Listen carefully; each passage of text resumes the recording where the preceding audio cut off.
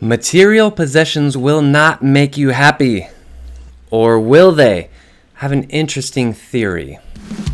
It's the Health in the Real World podcast. It's time to start the show with Chris Janke as your host. Here to give you everything that you need when it comes to fitness strategies. We keep it simple and easy. It's your roadmap to get healthy. You don't need equipment and you don't need a gym. Just the right strategies to get you fit and trim. Health in the Real World podcast brought to you by My Core Balance. What do you think your body would look and feel like if you continued to move like you did when you were a kid, before fitness was about treadmills and calories? There is a better way, my friend, and now you have found it. Welcome to My Core Balance. To join the program, it's $15 a month, but you get 10% off every single month. Go to mycorebalance.com. Type in promo code podcast to redeem that 10% discount. All right. Thank you so much for joining me today. Let's talk about you. I'm sure you've heard alluded to some point in your life, either in person from a mentor or online, that when you purchase material possessions, your happiness factor maybe spikes for a moment and then goes back down, versus when you purchase an experience, like maybe you take your family on a trip or something like that, that the happiness factor of that remains high. I agree, and I also disagree.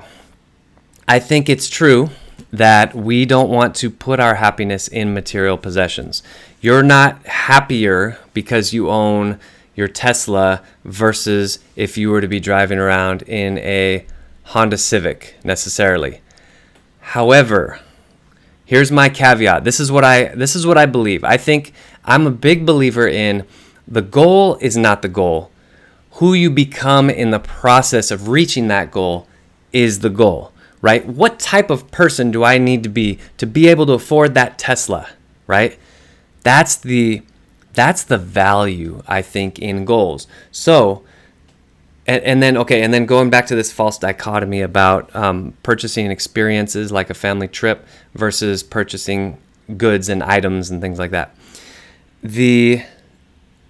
I see the source of happiness not as the actual item itself, but I see the source of happiness as remembering the process to get to that purchase, if that makes any sense. And the good, the item, the car, the house, whatever it is the receipt, the reminder, right? Similar to if you take your family on a cruise, for example, and you have a bunch of pictures.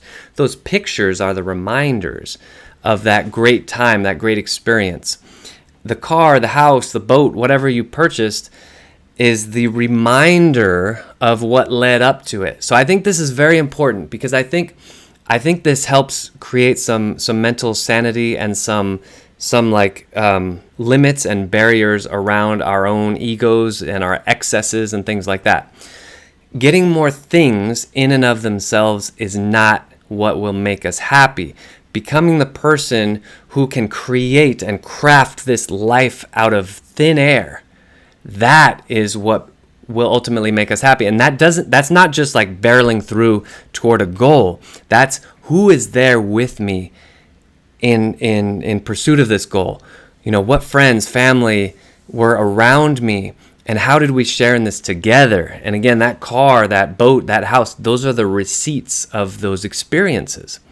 So try this on for size. Like if you have a belonging that previously maybe you put all this emphasis into the actual belonging itself, almost as a sense of pride and happiness of the actual belonging. That can get a little bit dangerous because you're connecting your happiness to a thing that can be taken away from you, that can break, that can erode and rust and all this stuff.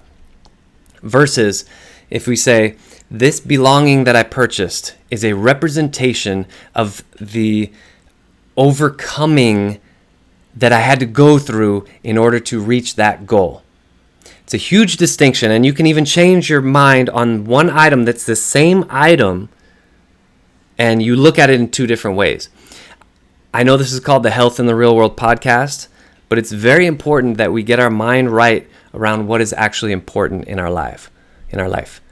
So if the accumulation of material possessions is a high value, a high priority for you, just for the sake of material possessions, I think potentially you may be hitting a brick wall at some point, because there's only so many material possessions you can accumulate, and you have your mental well-being tied up in something that can break and get worn out, right?